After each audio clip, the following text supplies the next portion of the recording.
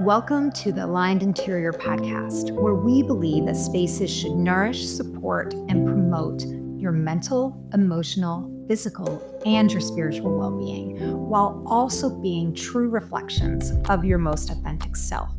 Here we explore how the spaces we dwell in make us well and unwell, while also giving you the knowledge and the tools on how to bring you and your space into alignment, gleaning insights from acclaimed experts on the cutting edge of science and senses.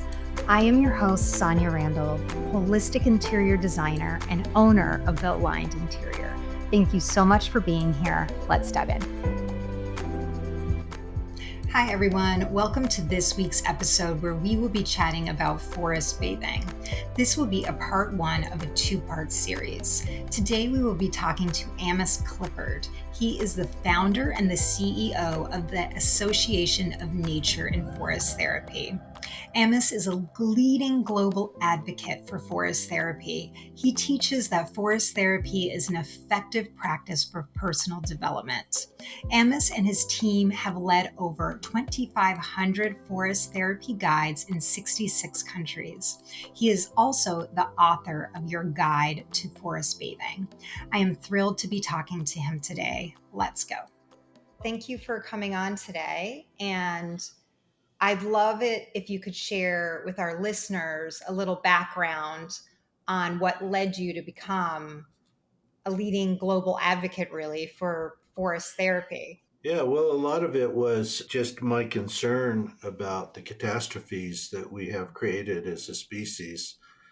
And as I was coming into my elder years, I felt like I would like to find some way to be of service towards addressing those catastrophes. I didn't want to look at my grandson and say I did nothing, you know. I wanted to say, well, this is what I did. But I didn't know what that would be. I had in throughout my somewhat varied career had quite a bit of experience in as a psychotherapist in organizational development. Quite a long time practicing Zen, though I'm not really a Zen practitioner now, and working in education and and also as a wilderness guide. And so I just started drawing on those strands and wondering, well, is there a way I could weave those together? You know, you have one thread, it's got a certain amount of strength, but if you put a bunch of them together, it can be really strong. And I didn't know the answer to that. How could I weave them together? I held that question for several years. And then I noticed, I think it was the November 2012 issue of Outside Magazine. I was in the bookstore browsing, and here it is. It says, "Take 2 hours of pine forest and call me in the morning." An article by Florence Williams, who's author of The Nature Fix. And that was my first introduction to the idea of Shininyoku, the Japanese name, which translates more or less into forest bathing. And a couple of things that I liked about it was that it wasn't a long form. Like as a wilderness guide, I would take people into wilderness areas for 3 weeks at a time. And they had to be pretty fit to do that. And it was maybe too challenging for most people. And Shininyoku was a matter of going for a simple walk, not going very far, on easy trails for maybe 3 hours, something like that. Or possibly for a weekend retreat that included some time, spa time, besides walking in the forest. That, well, this sounds really accessible. And one of the things that potentials that I saw in it was that there could be a practice design that fit those parameters, brief, nearby, you don't have to travel way away to a wilderness area, and accessible, that we could develop something that helped people renew their understanding of relatedness to the more than human world, to nature. And for me, the crux of the matter in this catastrophe is relationship.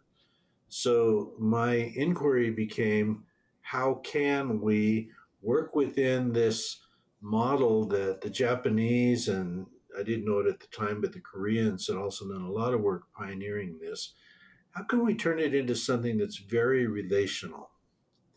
And so, starting in 2012, I believe, I started just taking friends and mentees and colleagues for walks at a place in California called Sugarloaf Ridge State Park and experimenting with different ways. I always had in my mind this has to be no longer than 3 hours. We're not going to go very far. We're going to end with tea. That was in Florence's article. They always have tea, which they do. I've done a lot of walks in Japan since then, and sure enough, they always have tea. And I experimented over the course of maybe a year or so with guiding walks in many different ways. But after a while, a certain pattern became clear that if we did these things in this sequence, almost everyone would have some kind of relational experience that they valued. And so we formalized that. We call it the standard sequence. And it's now taught all over the world, not just by ANFT, my company. ANFT stands for Association of Nature and Forest Therapy. But many other people have picked this up and they're teaching it. And the conference I was just at in Korea, I watched many presenters there, many who I didn't know, specifically using the phrase relational forest therapy. So I know that the ideas that we pioneered have now escaped into the wild. Who knows what will become of them? I hope they're sturdy enough and wise enough to find their way well. We'll see. I really love your journey. It sounds very interesting and organic. In terms of, on forest bathing, for people that are not familiar with it, how would you describe it to someone, and what's its origin? I know you've just mentioned there's Korea and Japan, but I think Yeah, giving a little bit of context for our listeners would be helpful. sure. Well, forest bathing is just a simple practice of just going into a forest, or really, this can be done in any natural area. A lot of people do this in deserts or along seashores. And you take the time to notice with your senses what is around you and to just relax into the experiences that are being offered to you by the forest. One thing I like to say about it, it's more about being here than it is about getting there. So you let go of the kinds of goals that we might typically have. Like for me in my younger years, it was like I'm going to get to the top of that mountain. I got to walk 4 days to get in there and haul a bunch of climbing gear and get in there. Nah, you don't have to do any of that stuff. In fact, one of the best parts of forest bathing is what we call sit spot, which means just finding a place that's nice and sitting there for a while and see what happens. Don't do anything. Don't try to make a meditation out of it. Don't journal. Don't distract yourself. Just sit there and see how the world shows up to you and how you show up to the world in that really simple way. Now, the term shininyoku, which is the origin of the term forest bathing, was coined in the 1980s in Japan. So, a lot of times you'll see this reference to the ancient Japanese practice of shininyoku. I don't think so. That it was really started in response to a health epidemic. And the health epidemic in Japan had to do with stress, with how their culture has developed into an emphasis on high achievement in very high pressure jobs. So you get a job in a big corporation, and they've invented a term. I can't think of it right now, but it's a term that literally means dropping dead while at work. Oh, geez. They invented that term because it's happening frequently enough. And so these wonderful pioneers in forest bathing set out to do research to show that time in a forest could help correct some of the symptoms of stress that people were experiencing. And so, I think Dr. Miyazaki, Dr. Ching Li, quite a few other people were very involved in this early research. And the findings were not surprising to me. Going into the forest is good for you. And if you do this particular very relaxed practice, it will provide, typically, there will be measurable beneficial changes in blood pressure, heart rate variability, immune functioning as measured by white cell or count. These are very measurable changes. And so they developed some research methods and they tested it quite a bit. Since then, those same kinds of questions have been investigated many times. And, I go to probably two or three international conferences on forest therapy per year. And I see people who are constantly refining the methodology to research those same outcomes. And one of the things that's being done a lot is focusing on specific groups. Like, what about veterans with PTSD? What about women who are survivors of breast cancer? What about, you think of any group, and there will be some researcher that's getting interested in that. And one of the rationales is, hey, this is really cost effective. We don't have to build hospitals. There's not a lot of medical technology overhead involved here at all. Though, having said that, in both Japan and in Korea, there are some very beautifully developed forest healing centers. So they have beautiful buildings where you can go and do your initial, blood pressure. A lot of times they'll use salivary amylase test as another indicator of what's going on with stress hormones. And the trails sometimes are very well built. In Japan, they're funded largely by local municipalities who see in this an opportunity for tourism income. In Korea, they take a percentage of the national lottery and dedicate that to forest healing centers. And so they have an incredible network of very beautiful forest healing centers there. So I finally got a chance to go there a month or so ago and go around South Korea and tour many of these facilities. So that was quite interesting. Korea Right. had one unique thing. We were on one trail in the DMZ, the demilitarized zone, that buffer between North and South. We were on a trail in a botanic garden there. And, guides always give little safety tips to people who are walking. I got one I'd never had before. The guide said, "Stay on the trail. We don't know where all the landmines are."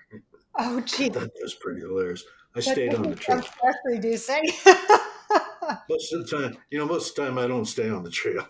But that time I stayed on the trail. Yeah. Wow.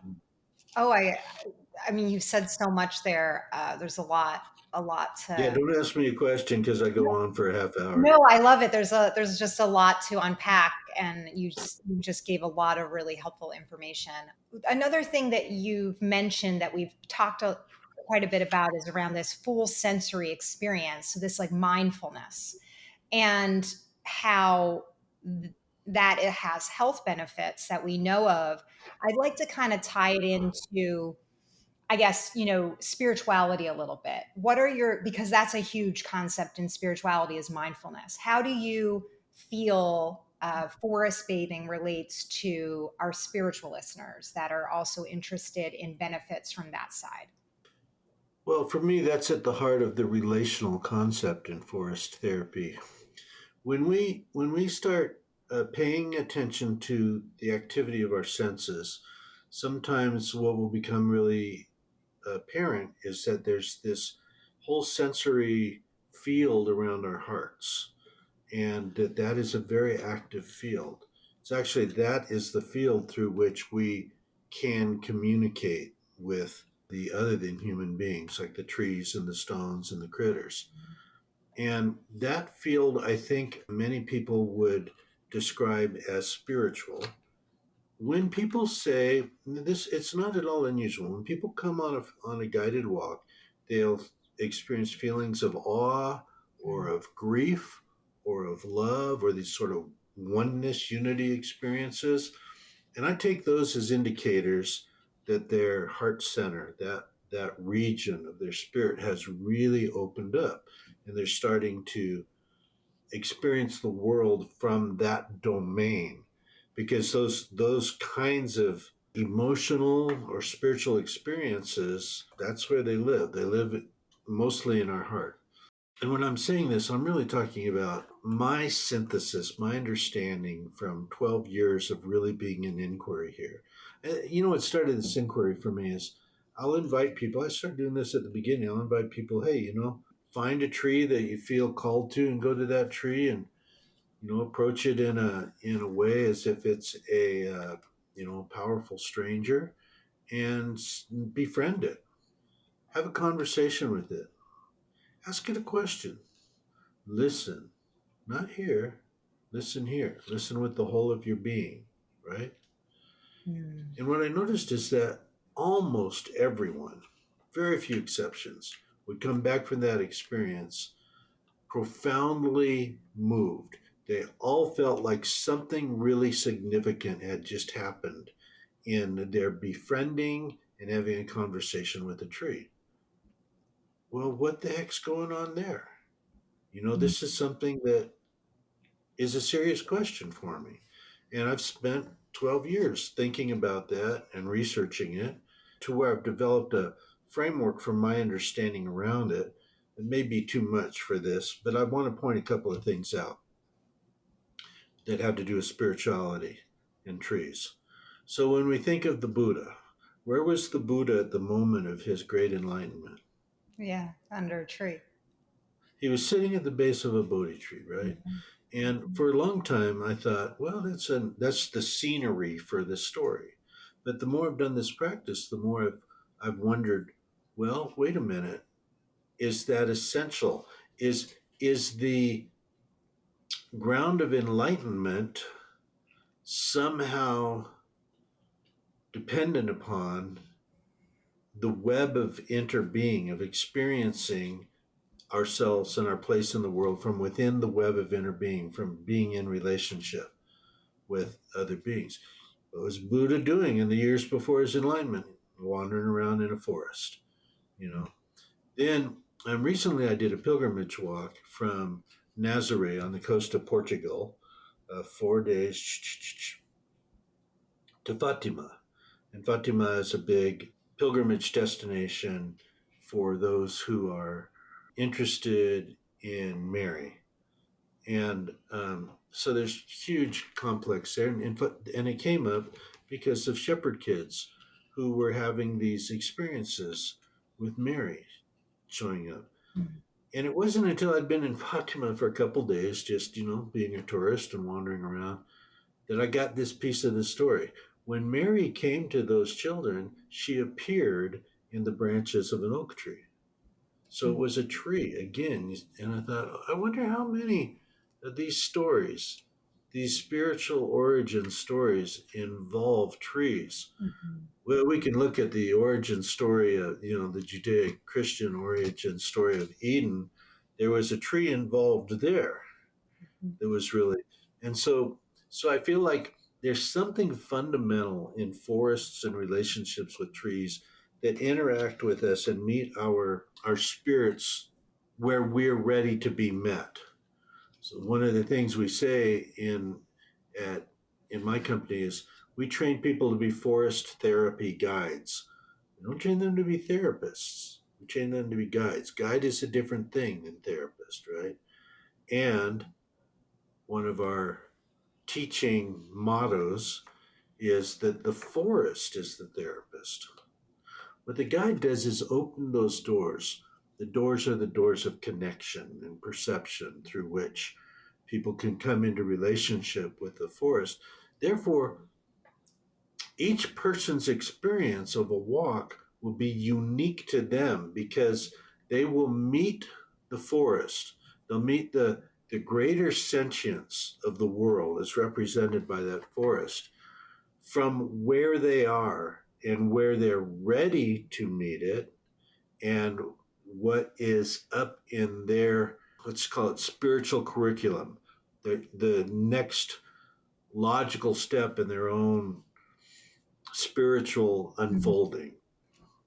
Okay, definitely. No, I love that, and thank you for elaborating. And to be frank, I think of therapists as guides too, because you have to kind of do the work. They just kind of ask certain questions. They just open up doors for you and for you to discover and experience your own, healing as sorts. I think that's legit. In my training as a psychotherapist, there were a couple of things that are missing from in the way of the guide.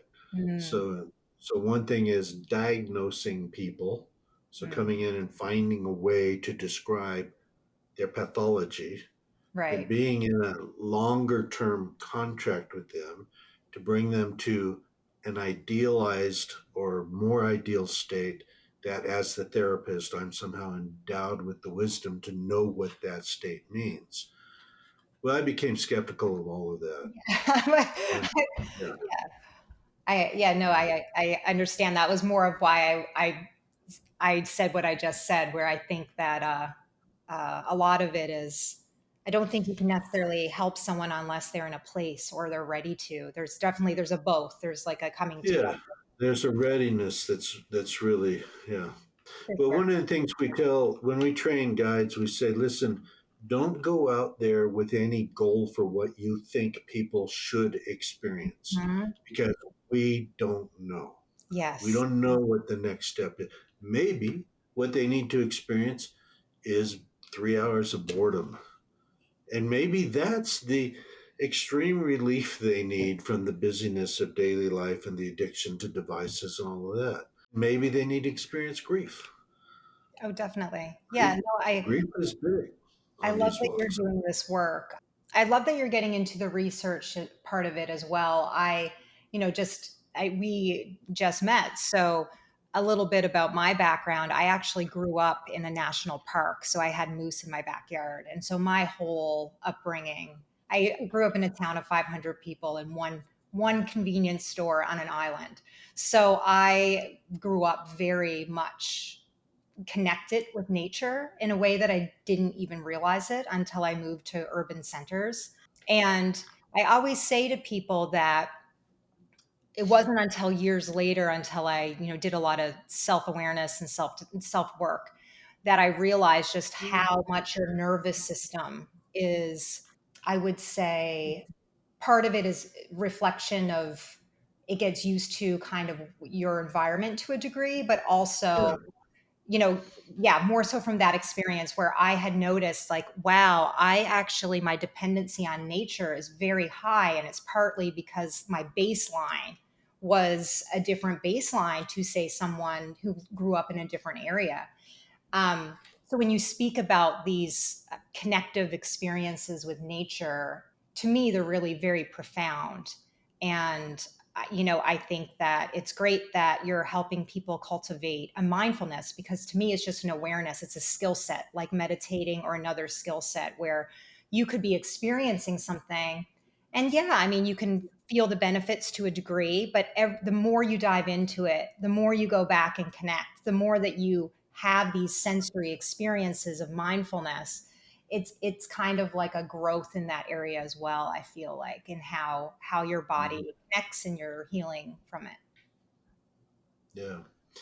Well, you touched on a couple things there. One is the thing I call the perspective problem, which is if we've grown up really connected with nature, it can be easy to assume that other people have a similar baseline of Mhm. competency or awareness. I actually think that's why there's the elevated walkways in Korea, is because the designers know that the people who have grown up in the cities, they don't have a baseline. Mhm. They can't Exactly. safely step from stone to stone to cross a creek unless the stones are very, what you see, they're very flat and they're carefully placed to make it easy. And so I've gotten embarrassed myself a few times by assuming that people had far more competency than they did. Like what seemed to me like very, very basic competency and judgment. That of course everybody has that. No, they don't. It's a reflection of our own where you come from having grown up in a national park and so on. So I think that's a important part in the guide training. I'll bring this up if I'm involved in training guides. So talk about the perspective problem. I have some stories to tell there that are just Yeah. embarrassing. No, I That love that you're saying that too, because it is, to loop back where you said meeting them where they are. And I think that that's a very important part of people's journey. And even in terms of spaces, and because what I do is I design, help people with holistic spaces. And there's a reflection there of you need to meet people where they are and then know their goals and yeah, talk to them and yeah. figure out what they're looking to grow in or accomplish or, what have you. But this is a fascinating conversation. Thank you. So Thank you for so this joining thing of meeting people where they are me. in our understanding of the way of the guide, what we do is we think of people as being kind of living within a sphere of their beliefs and Mhm. experiences and skills. And it's kind of constricted. So that's what we call the tamed world. We're each in our tamed world. So what we'll do is we'll bring them into contact with one of those boundaries and invite them to take one step beyond.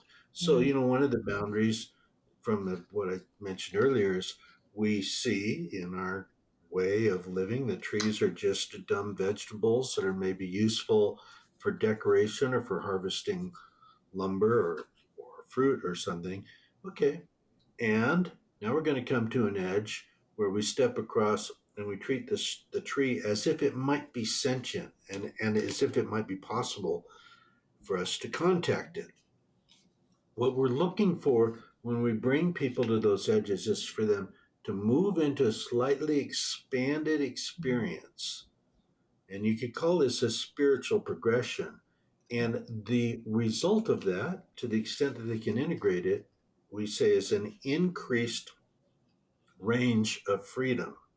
What I'm looking for is an steadily, step by step, increasing the ranges of emotional, psychological, spiritual, and physical freedom Mhm. to inhabit the world. And so, in order to do that skillfully, we have to find the right edge. So, say someone wants to learn rock climbing. We don't say, all right, let's go over to El Cap and we'll wander up the nose. No, that's the wrong edge. The right edge is going to be some small, easy, relatively easy cliff face that's very well manageable for safety and so on. And in forest therapy, it's the same way. So I have to watch my perspective problem because over the years, my ranges of freedom have increased. So things that now seem obvious to me may not have seemed obvious 10 years ago. I'll give you an example. Sentience of stones. That was a hard one for me. What, stones? Nah. Especially since I think I took something like 82 units of geology in college. So, I learned stones. They're just a bunch of minerals, Mhm. with some geological history behind them. But you start interacting with stones in various ways, and it's amazing how lively they are and how easy and rewarding it is to form a significant bond with a stone. Do you happen to have any stones in the room you're sitting in right now? I do actually. I have actually a raw piece of pyrite that's from Newfoundland, where I'm Can from. you reach it and show it on camera? Sure, Is it just give something me, you can pull over right? I'm yeah, going to get one. Let's get some stones. All right. yeah, just 1 second. All right. Show me your stone. So this is pyrite from Newfoundland. It's like a raw piece that it just cracked Where open. did you say it was from? It's from Newfoundland. That's where I'm from, Newfoundland, Canada. Okay. Yes. Okay. All right. Yeah. Why do you have that stone with you? I have this. Well, I'm currently traveling, but I'm from Newfoundland, so it's a part of home for me, and it's very grounding. I find it a very grounding stone. Oh, so that stone helps you feel more grounded and more connected to home, to And myself, childhood, maybe? yeah, both. I think it makes me feel more grounded in general and more connected. But when I think of connection, I think it's really to myself. It helps me just feel like with myself and nature and the universe, whatever you want to call it. But I feel more energetically connected, Hmm. so safer. Yeah. Does your stone have a name? No, I haven't named it. I only brought it back a couple months ago, and I haven't. No, I haven't interacted with it. What's it like if you take your stone and just noticing, right, and just bring it right up to your heart and hold it there, and just see if there's anything that you notice with doing that. Yeah, feels like an easing. Easing. Hmm. Hmm. May I introduce my little stone to you, the one I have Yes, here? please do. So this is a stone. It's been in my companionship for not long, maybe 5, 6 months. It comes from a forest in Lithuania near the village of Drusicinska. I'm not sure if I'm pronouncing that correctly, but there's some very beautiful forests. And I was giving a book talk. My book is had just been published in Lithuanian, and I took a full room of people outside, and we all found stones. And I walked them through a series of what we call the stone invitations. Stone invitations are never quite the same, but a lot of times they'll involve, like just looking at it, feeling it, looking at it without your eyes, bringing it up to your heart, moving it around, letting, first of all, dancing with it. You move the stone around, and then having this little shift. You say, okay, where does the stone want to move you? And it's amazing what happens for most people is they feel, yeah, the stone has its own, what would we say, agency, that. So we do that, and then we come to a really tender moment where we get people in pairs to share their stones, and then we give an invitation. Ask your partner if they'd be willing to exchange stones for a moment. Oh, it feels so intimate because you bonded with this stone, and suddenly you're like, do I know you well enough for this? Right. It's really funny, right? And this for me is not something I take for granted. Stones of every size and shape have journeys and stories, and each one has its own feel to it. And when I bring it to my heart, it has its own way of being with my heart. Well, Hmm. what's up with that? This is a serious question for me. Yes. What's up with that? No, Like, I what's up love with that trees? I love that you're looking to quantify it, because I think there's all different types of people, but I think there are some types of people that are, it's kind of for lack of a better way of describing it, it's just kind of okay with, I know what it is and I feel what it is, and that's enough. And then there's people that I know what it is and I feel what it is, but like I want to quantify it for other people who maybe need that information in order to maybe consider connecting in that way or exploring or what have you. I would like people to have the experience of relationship with stones, but I don't think I have enough knowledge to say anything about what that is. And I Right. know that, we're, you asked about spirituality early. The God of our times is this thing called science. And we want science to validate that this is a real experience Right. before we're willing to experiment with it ourselves. And I go around to conferences all over the world full of hardcore scientists. These are university people who are tenured and they're doing publishing multiple times a year and all of that. When I walk them through series of stone invitations or something similar to that, something relational, they're all right there with me. And if I can get in a private conversation with them aside, this is what they'll say. Amos, we're really happy you're doing this. It's super important. But I understand that the culture of academia and science is such that if you want to keep getting grants and stay on your tenure track, you can't step too far outside the accepted wisdom. Otherwise, you can be made into a pariah, lose your grants, Right. don't get published anymore. lose your tenure. So I'm not in the trap of academia, so I get to do all of this. In fact, one of my early mentors in this project, a guy named John Handy, who was he's written one of the standard textbooks on forestry. He was dean of forestry at a university here in the United States, and and he came to a talk that I gave early on, and he was very interested in it. He said, "Amos, how can I help?" And so he became a mentor. He passed away after a couple of years, and I remember one conversation where he said, Amos, keep this out of academia for as long as possible because they will kill it." Mhm. I don't think they're going to kill it. I also think it's way above my pay grade to keep anything out of academia. I don't get to do that.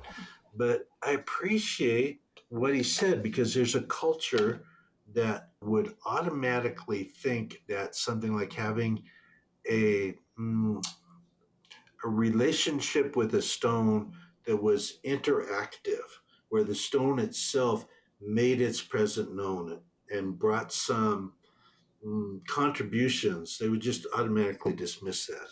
They might say, "Oh yeah, they have lovely aesthetic properties when carefully arrayed in a garden." I mean, we can look at any Japanese Zen style garden to see that, but there's more to it than that. And so okay, how do I handle that with a perspective problem? Well, I don't go out and tell people, hey, stones are sentient. What I Right. do is I go out and walk them through a bunch of invitations where we're having fun. And Yeah, then they can figure out if that fits for them or not. exactly. No, I mean, I think that you're part of the collective movement, I think, in your way, and that's fabulous. I think it's great. And I mean, you don't have to question me because I'm on board with all of it.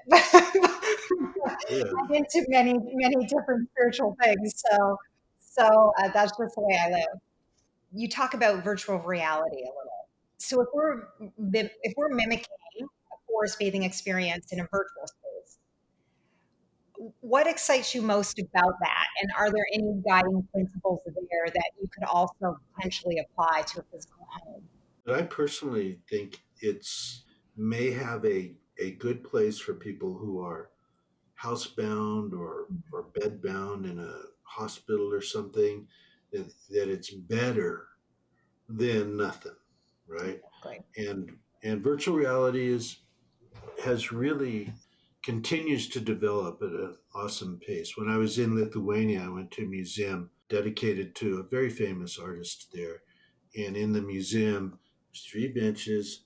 You get there, you put on this whole little helmet headset thing, and they start a virtual reality immersion in this artist's environment. Whichever way you turn, Mm. looking down, looking up, there's some beautiful flowers and landscapes and trees in that. And I felt like I liked it enough that I went back the next day and did it again, you know. And if and I actually came away feeling like it's worth a trip to Lithuania just for this, Oh, wow. because they don't have it in other places. Lithuania is worth a trip for many reasons.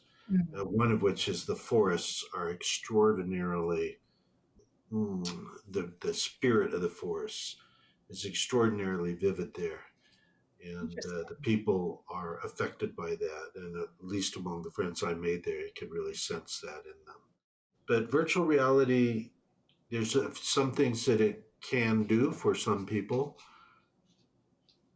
and then there's things that it's not ever going to do. You Right. know, I think you're not going to get that simul. Like in virtual reality, could I bend down and scoop up a handful of dirt and bring it up and smell that? The living dirt? Can I do that? And just, I mean, I'm using the term dirt here, but so I don't know how listeners might respond to that. But I'm talking about that soil, the Yeah. organic rotting leaves and the mycelial network and the dirt that's in there all mixed together, scooping that up. That's a really powerful experience for me. Will I ever be able to do that with virtual reality? I'm not going to say no because I don't know. I mean, what I experienced At the museum in Lithuania, that was that was an edge for me, and outside my edge, in the sense that I had never experienced that before. Mhm. Now I've experienced it. My world has gotten a little bigger. Now I have a greater range of freedom to entertain the idea that virtual reality may develop to a point where it is an entirely acceptable substitute for those who don't have the time or the means to Right. get out into the forest. So if you could snap your fingers and imbue everyone in the world with one piece of knowledge or understanding about forest or forest bathing, what would you want everyone to know? What I want everyone to know is that when we go into nature and we develop relationships, more and more of who we are is revealed to us, is mirrored back to us. And eventually, enough may be revealed that we remember why we were born and what work we were given to do in this lifetime in this world. And the person you were born to be is needed now. Thank you. That's powerful. And I like how you're using the natural environment as a reflection of yourself and letting it speak to you, because I also subscribe to that philosophy that every day you are shown reflections of you and there are opportunities to grow. And you're what you're describing to me is you're also describing an experience with the forest in that manner. That's it for this episode. Please remember before you go to subscribe below. You can also check us out on Instagram at The Aligned Interior or our website, thealignedinterior.com. The Aligned Interior services are also available for hire. So if you have a residential, commercial, or a hospitality project, we'd love to hear from you. You can reach us at info@thealignedinterior.com. Until next time, be well.